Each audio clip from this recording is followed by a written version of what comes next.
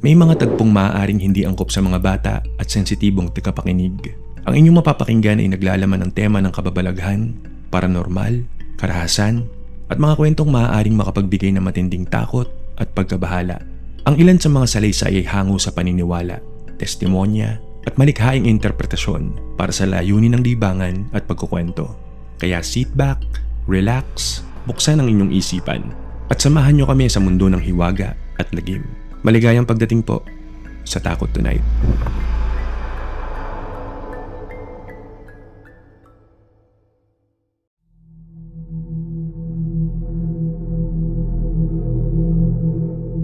Ito ay kwento ni Maricar, 24 years old, single, at nagtatrabaho sa isang corporate company. Mahigit isang taon na siyang solong nakatira sa unit sa 9th floor ng isang condominium sa San Juan. One time, off niya sa trabaho. Nakaupo lang si Maricar sa sala habang kumakain ng favorite niyang siomai. Ginagawa ang the usual niyang palipas oras. Scroll sa mga social media accounts niya, browse sa TikTok, hanggang sa inopen niya yung Instagram account niya. May more than 5,000 followers siya. Dala na rin ng madalas niyang pagpo-post ng mga travel photos, daily life, at maganda rin kasi si Maricar. Kaya hindi na bago sa kanya ang makareceive ng maraming messages mula sa mga followers na mostly total strangers. Isa-isa niyang tiningnan ang mga nasa message requests. Karamihan ng mga nandun, lalaking nagpapakilala at nangangamusta, na madalas, hindi naman niya pinapansin talaga. Pero merong isang particular na profile ang nakatawag ng atensyon niya. Ang profile picture ng account ay ang mismong logo ng company na pinapasukan ni Maricar. Ang pangalan ng user, Gabriel. Dahil sa curiosity at dahil ilang beses na rin tong nagpapadala ng hello sa chat, kaya nag-decide si Maricar na sumagot. "Nagtatrabaho ka ba sa company na yan? Kaya yan ang profile picture mo?" Tanong ni Maricar. Sumagot agad ang user ng account na Gabriel. "Hindi." Dahil sa tipid na sagot at hindi naman pala pareho ng kumpanya, nawalan agad ng interes si Maricar at hindi na siya nag-reply. Pero hindi tumigil si Gabriel. Naging sunod-sunod na naman ang chat nito. "Kumain ka na? Anong ginagawa mo ngayon? Bakit hindi ka na sumasagot?" Inignore lang to ni Maricar habang binabasa ang mga notification sa screen. In-stalk niya ang profile ng lalaki. 0 followers, 0 posts, at si Maricar lang ang nag-iisang account na fina-follow nito. Halatang halata na dami account lang to. Nang mag-chat ulit ang lalaki at nagtanong kung ano ang plano niya sa buong araw, sumagot na si Maricar at nag-reply. "Hindi na kita i-entertain. Halata namang dami account lang tong gamit mo." Sumagot agad si Gabriel. "Bakit ba mahalaga kung totoo o hindi ang account? Ang gusto ko lang naman ay makausap ka. Kailangan mo ba munang makita ang mukha ko para magka-interes ka?" Sa inis ni Maricar, hindi na niya to sinagot at tuluyan ng blinak ang account. Bandang tanghali, habang naghahanda si Maricar ng lunch, may nag-notify sa phone niya. Notification sa Instagram. Pagbukas niya, si Gabriel na naman, nasa message requests. Nagtaka siya dahil blinak na niya ang account na to. Nang i-check niya ang blocked users, nandun pa rin ang unang account. Saka niya na-realize na gumawa ng panibagong account ang lalaki. Gamit pa rin ang pangalang Gabriel at same ng profile picture. Ang message ng lalaki, "Bakit mo ako binlock? Gusto lang naman kitang makausap." Dahil nairita si Maricar, nireplyan niya ang lalaki at sinabing, "Kung gusto mo ng maayos na conversation, mag-send ka ng picture mo ngayon para makita ko kung sino ang kausap ko." Ilang segundo ang lumipas. Nag-send ng picture ang lalaki. Nang i-click ni Maricar ang picture, biglang kumabog ang dibdib niya. Hindi mukha ng lalaki ang nandun. Ang sined nitong picture ay ang mismong building ng kanyang condominium. Ang anggulo ng kuha ay mula sa tapat na kalsada, nakatingala patungo sa mga matataas na palapag. Napatakbo si Maricar sa bintana ng unit niya. Pasimple niyang hinawi ang kurtina at sumilip sa ibaba. Hinanap niya ang mga tao na may hawak na cellphone sa tapat ng kalsada. Pero ang nakikita lang niya ay ang mga normal na mga pedestrians at mga sasakyang nagdaraan. Walang nakastambay doon na pwede niyang paghinalaan. Nag-reply si Maricar. Nagpanggap siyang walang alam. Bakit mo ko sinisenda ng picture ng building na yan? Ang sagot ni Gabriel, diyan ka nakatira. Kinabahan si Maricar, kaya mabilis siyang nagsinungaling. Hindi taga Muntinlupa ako. Isang laugh emoji lang ang sinagot ni Gabriel at blinak ulit ni Maricar ang account. Nakaramdam siya ng matinding pagkabalisa at panlalamig. Nag-message siya sa group chat ng mga ka-office mate niya. Guys, may nagbibiro ba sa inyo sa akin ngayon? May nagpa-prank ba? Pero lahat ng kasamahan niya tumanggi at sinabing wala silang alam sa nangyayari. Lumipas ang maghapon ni Maricar nang may konting pangamba. Hindi niya na lang to binigdil at talagang inisip na lang niya na may nagpaparang sa kanya na kakilala niya. Sinamantala na rin ni Maricar ang day off niya, kaya bandang 7:00 ng gabi, nung araw ding yun, lumabas si Maricar para mag-grocery. Pero pagbalik niya sa condominium, sa mismong moment na pumasok ang sasakyan niya sa parking lot, tumunog na naman ang cellphone niya. Isang bagong message request sa Instagram. Isang bagong account na naman galing kay Gabriel. Bakit ngayon ka lang dumating? Kanina pa kita hinihintay. Dito ay tuluyan ng binalot ng takot si Maricar. Mabilis niyang blinak ang account nang hindi na sumasagot. Hindi siya agad nakababa ng sasakyan. Tiningnan niya ang buong paligid ng parking lot. Pinagmasdan ng bawat sasakyan at sulok nito.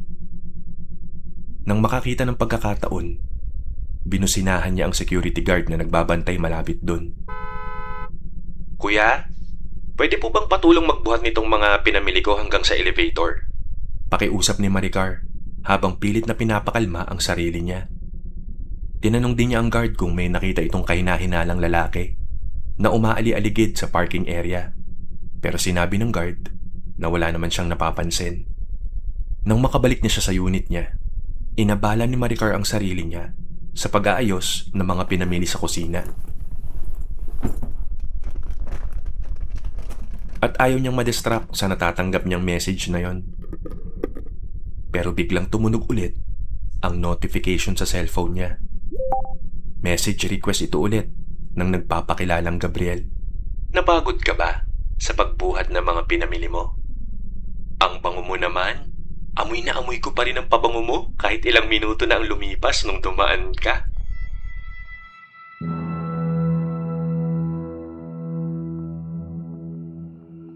Kasunod nito, nag-send si Gabriel ng isa pang litrato. Isang litrato ng pintuan ng mismong unit ni Maricar. Kuha mula sa koridor ng 9th floor. Napamura si Maricar. Patakbo siyang pumunta sa pinto para i-double lock to. Sumilip siya sa peephole para tingnan ang labas. Blanko ang mahabang koridor. Maliwanag at walang katao-tao. Nag-reply si Maricar. Sinusubukan pa ring tumanggi. Ano tong sinend mo? Bakit ka nag-send ng pinto? Saang pinto yan? Isang laugh emoji na naman ang reply ng lalaki. Diyan ka nakatira. Huwag ka na magsinungaling. Ha? Huwag ka nang magsinungaling. Gusto ko lang naman makipag-usap. Sumagot si Maricar. Hindi nga ako dyan nakatira. Tigilan mo na nga ako. Galit at takot na sagot ni Maricar. Nagreply ang lalaki. Alam kong dyan ka nakatira. Kaya huwag ka nang magsinungaling. Hindi na nakapagpigil si Maricar. Tumawag agad siya sa front desk ng condominium para i-report ang insidente. Ilang minuto lang ay umakyat ang 2 security guard sa kanyang unit. Ipinakita ni Maricar ang mga chat at ang litrato ng kanyang pintuan. Dahil seryoso ang banta sa seguridad niya, nag-initiate ang mga guard na i-review ang CCTV footage ng buong 9th floor nung maghapong din yun. Habang naghihintay, hindi na mapakali si Maricar. Ang bawat simpleng tunog o kalaskus sa labas ay nagpapakaba sa kanya. Pagkatapos ng 30 minuto, bumalik ang mga guard para magbigay ng report. Ma'am Maricar, tiningnan po namin ang CCTV ng 9th floor buong maghapon. Sabi ng security. Wala pong lalaki na lumapit o tumayo sa harap ng pinto ninyo para kumuha ng litrato. Ang mga nakita lang po namin na dumadaan yung mga tenants din na pabalik-balik sa unit nila. Wala naman pong kahinahinala. Sumagot si Maricar. Paano pong wala? Kakasend lang po niyan ngayon lang. Ang reply ng isang security. Baka po dati pang litrato yan. Baka mga nakaraang araw pa at ngayon lang po sinensenyo para takutin kayo. Paliwanag ng security. Tumanggap po ba kayo ng bisita nitong mga nakaraan? Baka po kasi may nanloloko sa inyo na kaibigan nyo. Baka po kasi pinaprank kayo. Dagdag pa ng security. Bandang huli, pinayuhan na lamang muna si Maricar. Ipagpapatuloy po namin ang pagre-review sa mga CCTV. Babalitaan po namin kayo agad.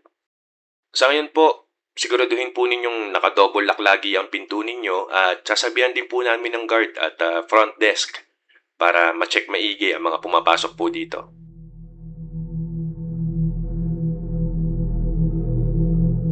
Mag-aalas 11 na ng gabi. Kahit sobrang exhausted si Maricar sa mga nangyari buong araw at dahil sa pagod, pinilit niyang maghanda para sa pagtulog dahil may pasok pa siya kinaumagahan.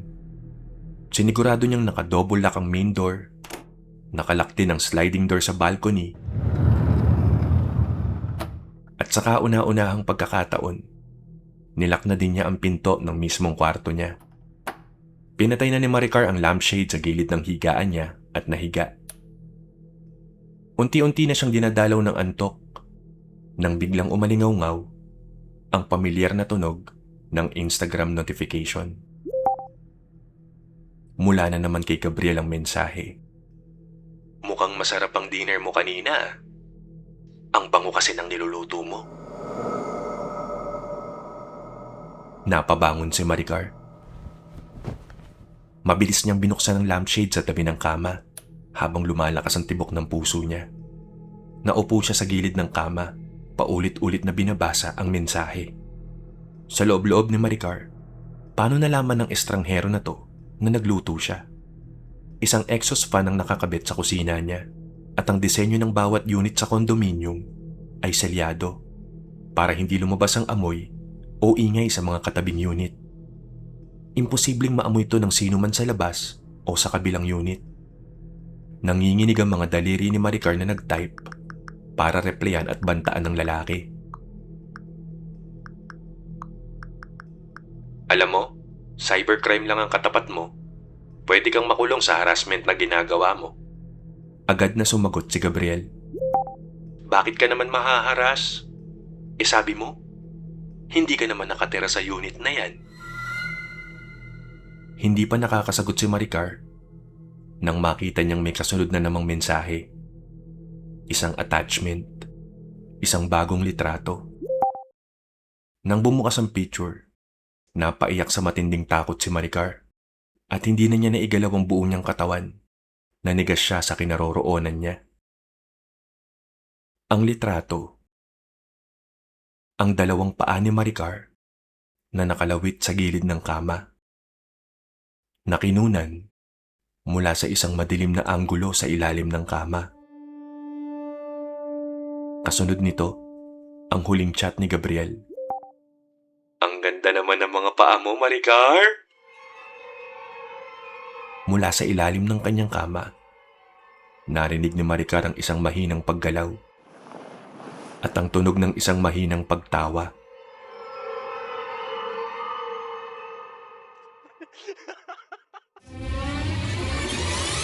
Sa matinding shock at adrenaline, mabilis na tumakbo si Maricar palabas ng kwarto. Hindi na niya inintindi kung may matatamaan man siyang mga gamit o kung may mabasag man sa sahig. Habang bumubuelo siya papuntang pintuan, narinig niya ang kaluskos ng tela ng damit at ang marahas, pilit at parang nababaliw na pagbaluktot ng katawan ng isang lalaki na nagpupumilit gumapang palabas galing sa ilalim ng kama niya. Nadidinig niya ang tunog ng mga kuko nito na kumakamot at kumakalmot sa sahig habang nagmamadaling lumabas ng kama. Sa sobrang takot, nanginginig at halos maiyak niyang pinaikot ang lock ng pinto ng unit. Kumaripas ng takbo palabas ng main door at nagsisigaw ng tulong sa kahabaan ng hallway ng 9th floor. Pero dahil oras na ng gabi, lampas 12:00 na, ang mga pinto ng bawat unit sa paligid niya ay nananatiling sarado at walang agad na lumabas para saklolohan siya. Ang bawat sigaw niya, umaalingaw-ngaw lang sa koridor. Sa sobrang pagmamadali at matinding pagkataranta, alam niyang wala ng oras para maghintay sa mabagal na pagbukas ng elevator ng building. Dire-diretso siya sa fire exit at doon dumaan sa hagdanan. Halos maubusan siya ng hininga sa mabilis na pagbaba. Nanginginig ang mga tuhod niya at ilang beses pa siyang muntik madulas sa mga baitang. Nang makaramdam ng matinding hingal at pagod, pagdating sa 6th floor, doon na siya napilitang lumabas ng fire exit at sumakay ng elevator para tuluyang makababa sa lobby. Doon niya naramdaman ng konting pag-asa na baka sakaling matatapos na ang bangungot na to. Nang bumukas ang pinto ng elevator sa lobby, doon lang nakahinga ng maluwag si Maricar nang makita ang front desk at ang duty na security guard. Umiiyak, humahagulgol at halos hindi makapagsalita. Isinumbong ni Maricar ang nangyari at sinabing may lalaking pumasok sa loob ng unit niya at nakatago sa ilalim ng kanyang kama. Dahil sa ingay, iyak at matinding eksena sa lobby, napatigil at nakiusyoso ang ilang residente na nagkataong nandun pa noong mga oras na yon. Agad na niradyo ng security guard ang ilang kasamahan para umakyat at isecure ang buong 9th floor. Habang ang front desk naman, mabilis na tumawag ng pulis sa pinakamalapit na istasyon para humingi ng backup. Habang nangyayari ang lahat ng to, si Maricar ay nakaupo lang sa isang sulok. Yakap-yakap ang sarili at pilit na kumakalma. Samantala, dinala muna si Maricar sa admin office para doon mahimasmasan at pansamantalang makapagtago habang naghihintay ng balita mula sa itaas. Basang-basa siya ng pawis, puno ng luha ang muka at kitang-kita ang sobrang stress at trauma sa kanyang itsura habang pilit niyang inaalala at ikinukwento ang mga detalye ng insidente sa mga staff ng admin. Di nagtagal, dumating na ang mga pulis at nanginginig na ipinakita ni Maricar ang mga chat ng lalaki sa kanyang Instagram account at ang mismong litrato kung saan malinaw na kinunan ng kanyang mga paa mula sa ilalim ng kama. Ayon naman sa paunang report ng mga security at pulis na umakyat at nag-imbestiga sa taas, naiwang nakabukas ang pinto ng unit ni Maricar at hinalughog na nila ang bawat sulok, cabinet, banyo at mga posibleng pagtaguan sa loob. Pero wala silang natagpuan kahit sino. Nagpatuloy ang matinding takot at pangamba kay Maricar habang nakaupo sa loob ng opisina. Halos mabaliw siya sa kakaisip na ang lalaking nagpakilalang Gabriel sa mga chat ay kasama niya pala sa iisang kwarto sa loob ng mahabang oras. At ang buong akala niya, ligtas siya sa loob ng sarili niyang pamamahay. Nang masigurong malinis at ligtas na ang unit, Sinamahan si Maricar ng mga pulis at 2 babaeng staff ng admin para makabalik sa loob. Halos mag-uumaga na bago nakatulog si Maricar at nag-decide na hindi muna pumasok sa trabaho dahil sa matinding trauma na dulot ng gabing yun. Sa mga sumunod na araw, nagkaroon ng follow-up report ng mga pulis na humahawak sa kaso at dito na isiniwalat kay Maricar ang isang katotohanang mas nakakakilabot pa sa unang gabi ng kanyang pagtakas. Nalagpas 1 linggo nang nananatili sa loob ng unit niya ang lalaki. Pero hindi pa rin nila ito ma-identify ng maayos. Dahil hindi makapaniwala at parang pinipiga ang kanyang puso sa takot, nakiusap si Maricar na mapanood ang na-recover na CCTV footage ng buong 9th floor. Sumama siya sa main security office ng kondo. At doon, habang nakatitig sa monitor, unti-unting nanghina ang kanyang mga tuhod at napakapit siya sa braso ng pulis sa mga nakita niya. Kaya pala hindi nakita ng mga naunang security guard ang lalaki sa mga logbook o sa mabilisang CCTV review nung unang gabi dahil 1 linggo na ang nakakalipas nang unang pumasok ang suspect sa unit ni Maricar. At hindi naman tiningnan ng admin ang mga lumang recording dahil ang focus lang nila ay ang araw ng mismong insidente. Nakapasok ang lalaki ng walang kahirap-hirap dahil meron tong hawak na susi ng kanyang mismong pinto. Nakita sa CCTV na nung gabing tumatakbo si Maricar palabas ng unit para humingi ng tulong, ilang segundo lang matapos siyang makalabas, dahan-dahang bumukas ang pinto ng unit niya. Doon pa lang din lumabas ang lalaki mula sa loob. Mukhang kalmado, maayos ang pananamit, at walang kamalay-malay na nakunan ng kamera habang naglalakad palayo na parang isang normal na bisita. 1 linggong nagtatago ang suspect sa ilalim ng kama ni Maricar habang nandun siya sa loob. Lumalabas lang marahil sa ilalim ng kama kapag nasa trabaho o wala si Maricar sa unit. Magkasama sila all this time sa loob ng iisang kwarto nang hindi niya nalalaman. Doon siya natutulog, doon siya naliligo, doon siya kumakain. Na hindi man lang napansin ni Maricar. Sa puntong yon, tuluyan nang nawala ng bait si Maricar.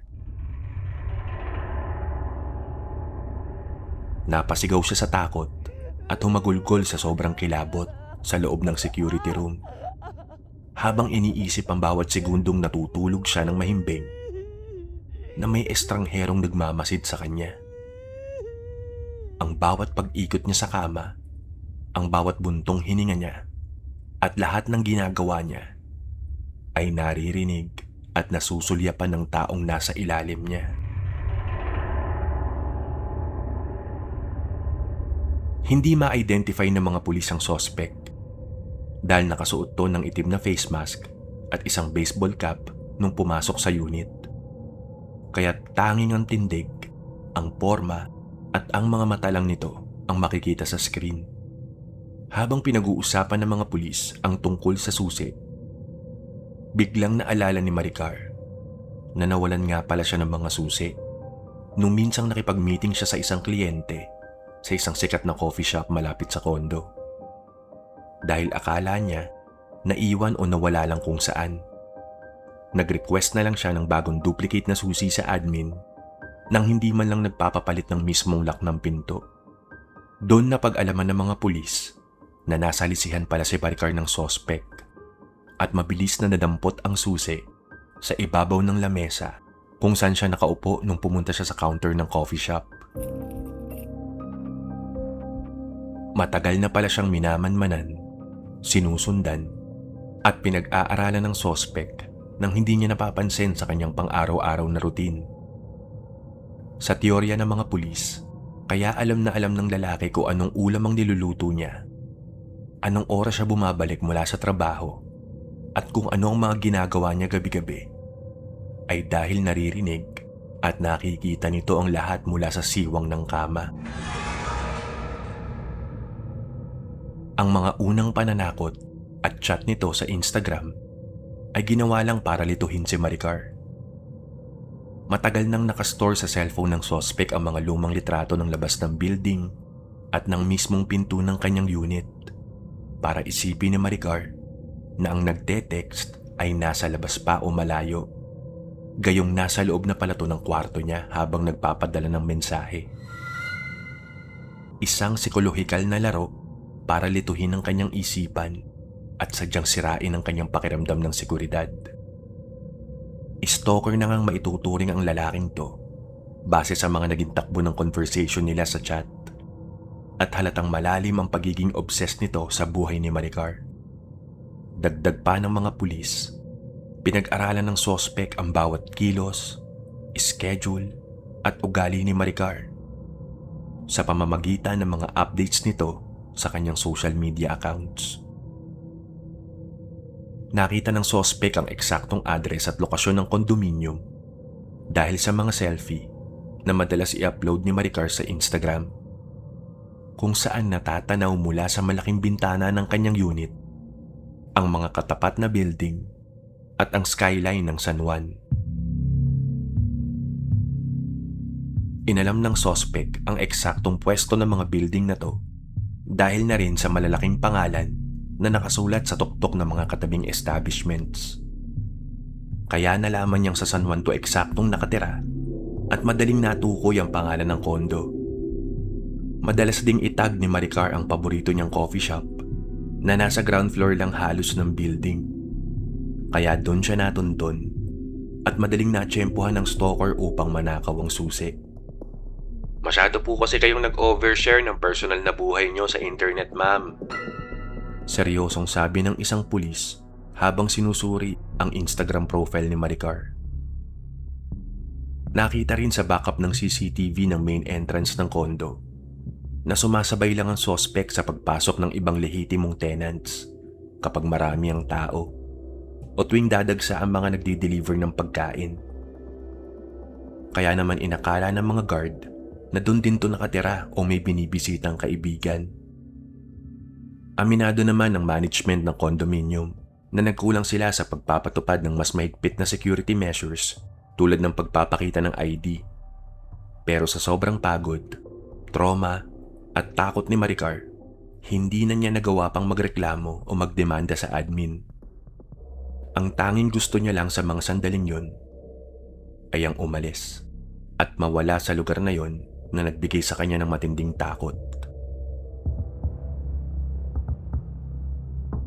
Sa mas masusing pagre-review pa ng mga CCTV footage ng buong building, natuklasan na nang tumakbo palabas ng unit si Maricar na nagsisisigaw at humihingi ng tulong, kasyual at kalmado lang na lumabas ang suspect pagkatapos ng ilang sandali para hindi magmukhang kahina-hinala sa mga posibleng makakasalubong niya sa hallway. Sumakay ito sa kabilang elevator na mas malapit sa fire exit sa kabilang dulo ng building. Kaya nauna pa tong nakalabas ng lobby at nakalayo sa compound ng kondo bago pa man tuluyang makababa si Maricar gamit ang hagdan. Napakabilis, napakaplanado, at kalmado ang bawat galaw ng lalaki. Hanggang sa mga sandaling to, patuloy pa rin ang paghahanap ng mga otoridad sa suspect na nagpakilalang Gabriel na matapos ang gabing yon, binura ang kanyang account. Ang pinakamatinding nagpapahirap sa isip ni Maricar gabi-gabi ay ang katotohanan na habang natutulog siya ng ilang gabi sa kanyang unit bago niya matuklasan ang lahat, malamang na lumalabas ang suspect mula sa ilalim ng kama kapag narinig nitong malalim at mahimbing na ang kanyang tulog. Lumalabas to sa gitna ng gabi para tumayo sa gilid ng kama, nakatitig sa kanya, at maaaring hinahawak-hawakan din siya. Nakikita nito ang lahat ng kanyang pribadong sandali sa loob ng unit nang walang anumang harang. Aminado rin kasi si Maricar na dahil sa pagod sa trabaho, hindi siya masyadong nakakapaglinis at nakakapag-ayos ng kwarto. Kaya hindi niya kailanman napansin ang presensya ng lalaki habang nagtatago to doon. Dahil sa hindi matapos-tapos na takot at mga bangungot na gumigising sa kanya tuwing madaling araw, nag-decide na si Maricar na lumipat agad ng tinutuluyan at iwanan ang lahat ng alaala ng kondo na yon. Nalaman na rin ng mga office mates at malapit na kaibigan ni Maricar ang sinapit niya. At para sa sarili niyang kaligtasan at kapayapaan, nag-decide si Maricar na i-deactivate muna ang lahat ng kanyang mga social media accounts habang sariwa pa ang nakakatakot na nangyari para hindi na siya masundan. Nakalipat siya sa isang maliit, medyo luma, pero maayos na apartment unit. Sa San Juan pa rin malapit sa trabaho. Pero sa pagkakataong to, hindi niya na to pinaalam kahit kanino maliban sa mga magulang niya. Inarkila niya ang isang maliit na truck at mabilis na inilipat doon ng ilan sa kanyang mahalagang gamit mula sa lumang kondo. Walang nakakaalam ng bago niyang address. Kahit ang pinakamatalik at pinagkakatiwalaan niyang kaibigan sa opisina, hindi alam kung saang kalye ito matatagpuan. Sa ngayon, personal at bagong number na ang gamit ni Maricar. Gumawa din siya ng isang blankong dummy account sa Facebook at Instagram para lang makapag-scroll at makasagap ng mga balita. Halos isang linggo rin siyang nag-leave sa trabaho para ayusin ang paglilipat niya, makapagpahinga at bumalik ang kanyang wisyo. Hindi rin naman nagtagal, pumasok na ulit siya ng opisina. Pinilit niyang mamuhay ng normal, na walang takot at pangamba. Pero marami na talagang nagbago sa personal na routine at kilos ni Maricar. Diretso uwi na siya palagi pagkatapos ng shift.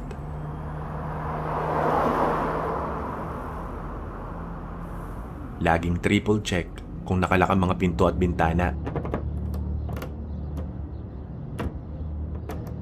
At naging praning na sa pagbabantay ng kanyang mga personal na gamit tulad ng wallet at mga susi.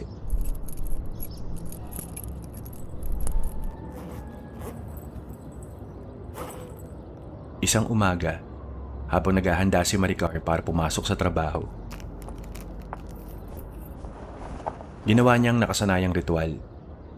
Dinouble check yung lock ng mga bintana. Siniguradong sarado ang gas sa kusina at dahan-dahang lumabas ng bahay habang nagmamasid sa paligid. Pagkabukas niya ng pinto,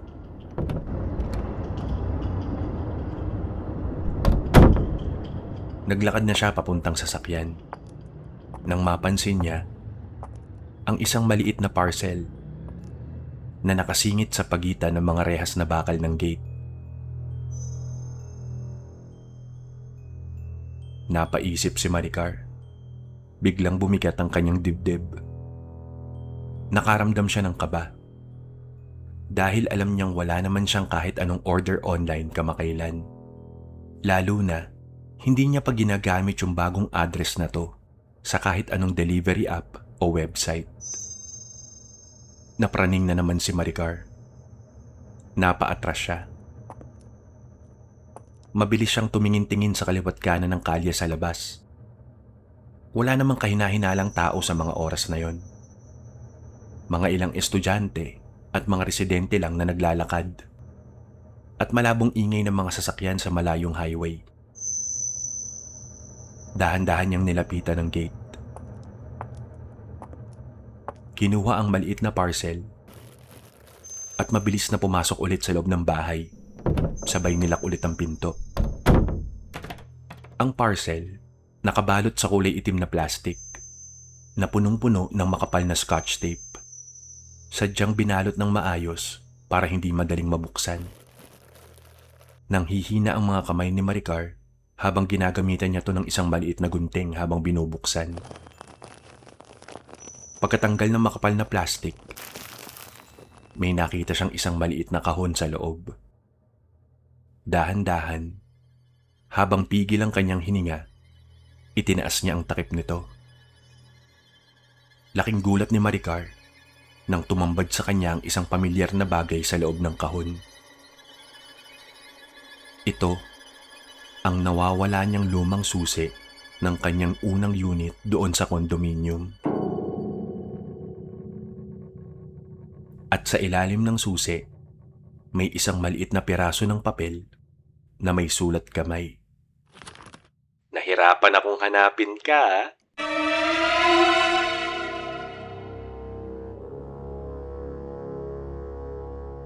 Muli na namang nanumbalik ang lahat ng takot at trauma kay Maricar. Mas matindi at mas nakakasakal ngayon. Nagka-panic attack siya sa loob ng sala. Nahihirapang huminga at umiiyak habang nakasandal sa pinto. Imbis na papasok siya sa trabaho nung umagang yon, hindi na siya tumuloy. Agad na tinawagan ni Maricar ang kontak na pulis na nag-iimbestiga sa kaso niya mula pa nung unang insidente. Sinabi ni Maricar ang nangyari at ang tungkol sa parcel na iniwan sa gate niya. Nang marinig to, agad na gumawa ng isang tactical na plano ang kapulisan para bitagin ang kung sino mang gumagawa nito. Maya-maya lang, ayon sa plano ng mga pulis, itinuloy ni Maricar ang pagpasok sa trabaho nung araw na yon, kahit pa mag-aalas 11 na ng umaga. Lumabas siya ng bahay. Pumasok sa kanyang sasakyan. Pinaandar to at mabilis na umalis papuntang opisina para isipin ng kung sino mang nagmamasid na wala ng tao sa loob.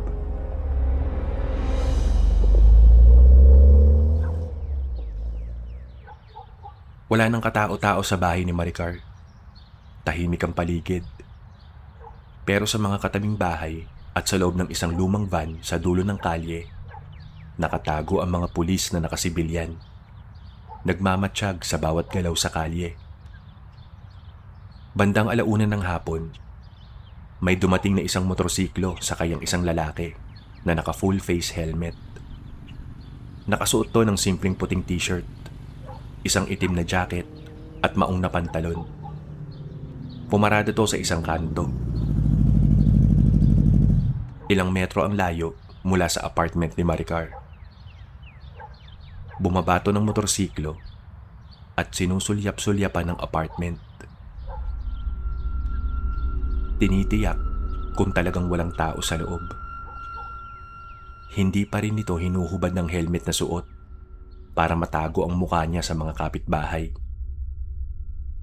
Lumapit ang hindi pa nakikilalang lalaki sa gate ni Maricar at dahan-dahan, pasimple niyang binuksan ang trangka nito gamit ang isang manipis na alambre. Hanggang sa makapasok na sa maliit na garahe ang lalaki nang walang ginagawang ingay. Agad tong nagtungo sa main door ng bahay. Kinuha ang isang set ng lockpick mula sa kanyang bulsa at sinusubukan niya tong buksan ng mabilis. Hawak niya ang pinto, nakatutok ang atensyon sa lock at kampanteng-kampante siya na walang makakakita sa kanya.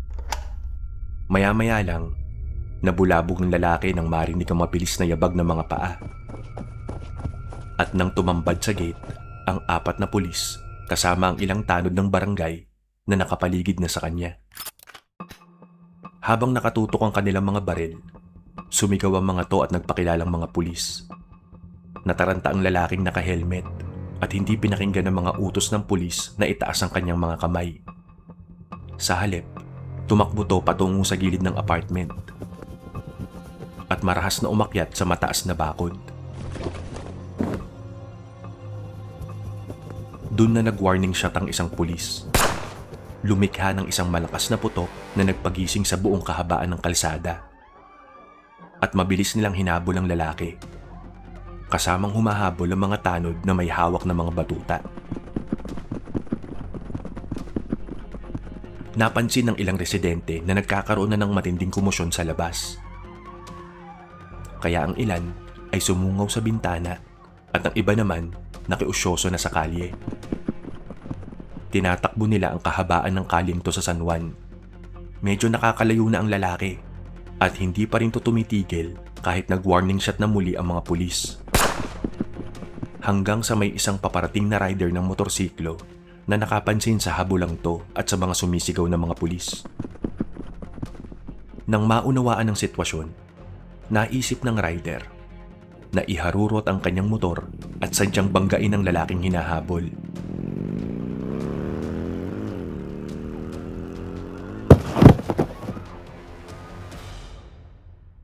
Sa lakas ng impact, tumilapon ng lalaki sa semento at napahandusay. Doon siya naabutan at nadaganan ng mga naghahabol na pulis. Doon na nila tuluyang nasakote ang lalaki. Mabilis na binaligtad yung mga kamay sa likod at agad na pinusasa ng mahigpit habang umuungol to sa sakit.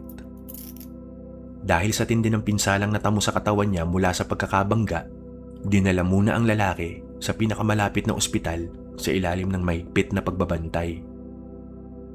Nagpasalamat naman ng malaki ang mga pulis sa tapang ng rider na tumulong na mapigilan ng sospek bago tutuluyang makapasok sa mas masisikip na looban. Ito pala ang kabuuan ng plano na sinabi ng mga pulis kay Maricar nung umaga. Ang ituloy ang pag-alis para magsilbing pain. Habang sila magmamanman sa paligid ng apartment nung araw ding yon. At hindi nga sila nabigo na matsyempuhan ng balak na pagpasok ng lalaki sa bagong bahay ni Maricar. Nakarating na kay Maricar ang balita habang nasa opisina siya. Agad siyang sinamahan ng mga investigador at pulis sa ospital kung saan nakaratay at nakakabit sa mga dextrose ang walang malay na lalaki. Sa wakas, nakita na ni Maricar ang mukha ng kanyang stalker. Hindi niya namumukhaan ng lalaki. Hindi niya talaga to kilala sa buong buhay niya. Ni hindi niya to nakasalamuha sa kahit saan. Ang lalaki, moreno, matangos ang ilong, nasa 5'7" ang taas, at may isang malaking tattoo ng espada na may nakapalupot na ahas sa kaliwang braso nito. Kahit na ganun, nakaramdam pa rin si Maricar ng malalim na kapayapaan at para siyang nabunutan ng isang napakalaking tinik dahil sa wakas, nadakip na ang taong nagpahirap sa kanya at ito ay nasa ilalim na ng kustudiya ng mga otoridad. Nasa Cybercrime Division na rin ng NBI ang cellphone na na-recover mula sa lalaki para mabuksan ang mga deleted conversations nila ni Maricar. At nang masampahan na to ng kaukulang kaso ng stalking at trespassing. Laking pasasalamat ni Maricar sa kapulisan at sa mga opisyal ng barangay na rumisponde.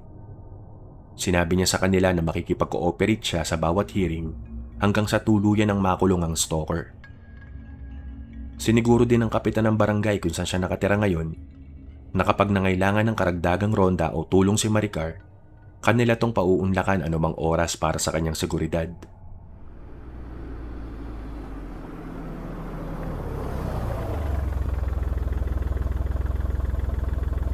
Bandang 9:00 na ng gabi nang makauwi si Maricar sa kanyang apartment. Pagod, pero maaliwalas na ang itsura niya. Nilak pa rin niya ng mabuti ang main door. Kumain siya ng konti ng hapunan. Naghanda ng mainit na kape. Naligo ng matagal. At nahiga na para mamahinga. Naramdaman ni Maricar na sa wakas, ligtas na siya. Kaya muli niyang inactivate ang kanyang mga social media accounts. Nag-post pa siya ng isang inspirational quote sa Instagram na may caption tungkol sa paglampas sa mga pagsubok. Isang hudyat sa kanyang mga kaibigan na okay na siya at tapos na ang takot.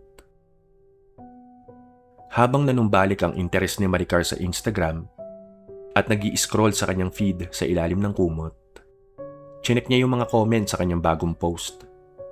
Nakita niya ang mga mensahe ng suporta mula sa kanyang mga kaibigan, pamilya, at mga ka-office mate na nag-aalala sa kanya. Sunod-sunod ang nag-heart ng kanyang latest post. At ang daming followers na nag-comment at nagtanong kung bakit matagal siyang nawala at hindi nagparamdam. May mga personal din na nag-message sa inbox niya. Mga dating kaklase na nangamusta sa kalagayan niya. Napangiti siya. Pakiramdam niya, bumabalik na ang kanyang dating normal na buhay. Habang tinitingnan niya ang inbox, binalikan niya at binasa ang mga dating mensahe ng lalaking nagpakilalang Gabriel.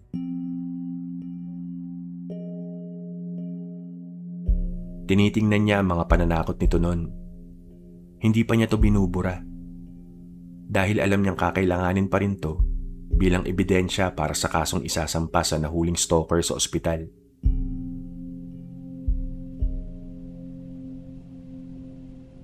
Maya-maya pa, nakaramdam na ng matinding antok si Maricar. Pinatay na niya ang lampshade na nasa gilid ng kama. At inilapag na niya ang cellphone sa side table para tuluyang matulog. Hanggang sa biglang tumunog ang pamilyar na notification. Kinuha ni Maricar yung cellphone at chinek niya ang Instagram notification sa lock screen. Laking gulat niya at biglang bumilis ang tibok ng puso ni Maricar nang makita na ang highlight ng notification ay nagmula sa pangalan ng user account ni Gabriel.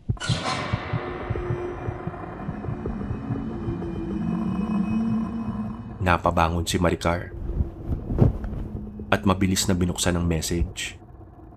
Nag-send ang user na si Gabriel ng isang bagong litrato. Isang litrato ni Maricar habang naliligo sa banyo nung gabi ding yun. Nakasilip ang pagkakakuha mula sa isang maliit na siwang ng pinto ng banyo. Ang anggulo, ang liwanag, ang basang buhok niya. Kinunan lang to kanina sa loob ng bago niyang apartment pagkatapos niyang umuwi galing ospital. Sumunod na pumasok ay ang mismong chat ni Gabriel. 5 simpleng salita na nagpabagsak sa mundo ni Maricar. Hulaan mo, saan ako nagtatago?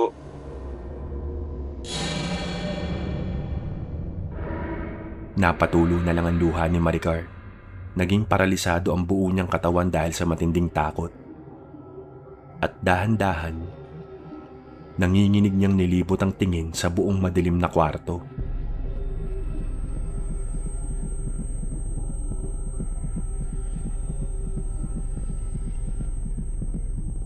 Hanggang sa narinig niyang muli ang isang kaluskos sa ilalim ng kanyang kama. Habang nakatitig siya sa dulo ng kanyang higaan, nakita ni Maricar ang unti-unting paglitaw ng isang ulo. Dahan-dahang umaangat mula sa paanan ng kama sa gitna ng dilim.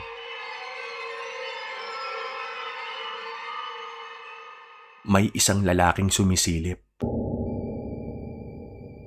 May malawak at baliw na ngiti na matagal nang nagtatago sa pinakadulo ng kanyang higaan. Sa puntong yun, mukhang huli na ang lahat para sa kanya. Kaya isang malakas at matalim na sigaw ang pinakawalan ni Maricar. At doon, agad siyang sinunggaban ng lalaki at tinakpan ng kanyang bibig.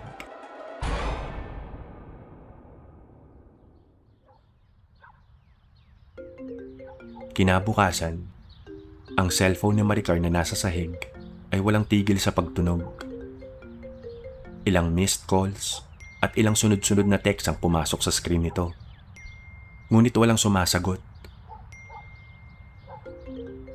Kinokontak pala siya ng mga pulis para sa karagdagang pirma sa affidavit at para ibalita ang paggising ng lalaki sa ospital. Dahil hindi siya sumasagot sa loob ng ilang oras, nag-alala ang mga investigador kaya binisita na si Maricar ng 2 pulis sa kanyang bagong apartment unit. Kumatok sila ng paulit-ulit sa pinto pero walang sumasagot sa loob ng bahay. Hanggang sa sinubukan ng isang babaeng pulis na ikutin ang doorknob ng main door para tingnan kung may tao. Nagulat sila nang mapansin na madali itong umikot. Bukas ang pinto at hindi nakalak. Minabuti na nilang pumasok sa loob ng bahay ng dahan-dahan. Hawak ang kanilang mga baril. Habang isinasantabi ang protokol at isinisigaw ang pangalan ni Maricar sa bawat sulok ng sala. Nagtungo sila sa pinakadulong bahagi kung nasa ng kwarto ni Maricar. At doon na tumambad sa kanila ang isang eksena na magiging bahagi na ng kanilang mga bangungot. Ang wala ng buhay na katawan ni Maricar.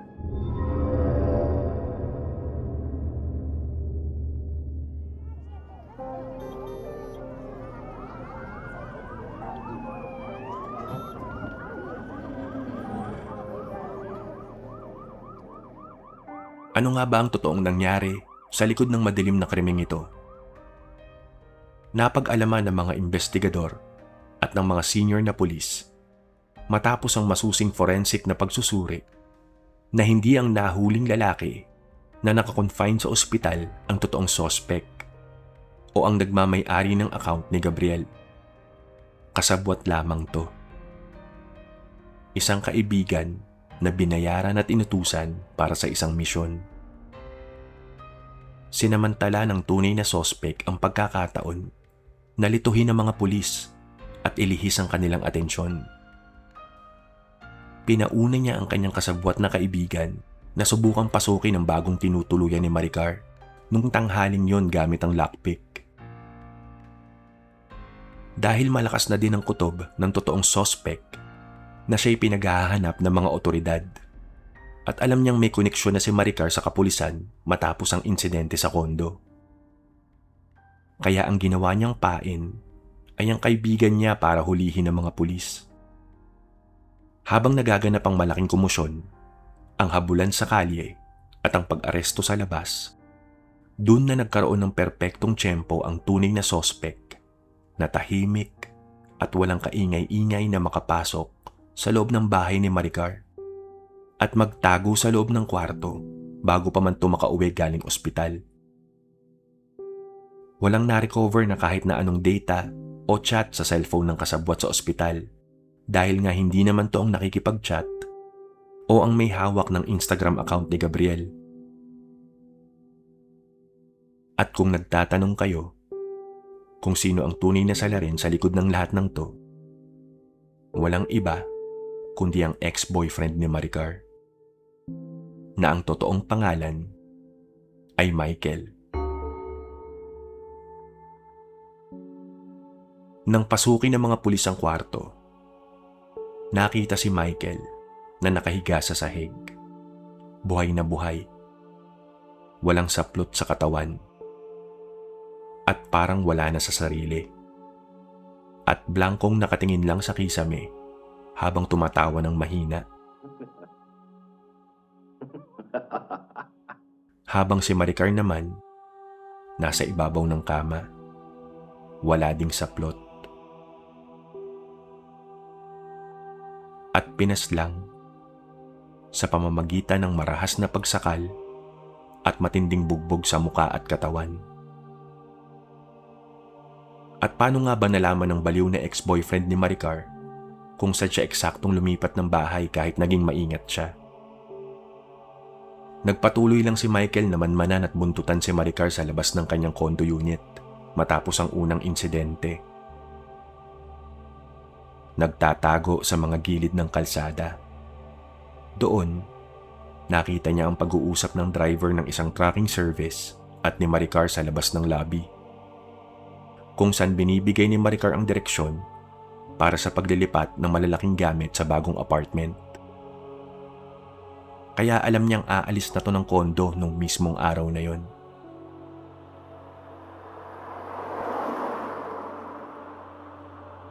Sinundan ng palihim ni Michael gamit ang kotse ang pupuntahan ng truck ng mga gamit.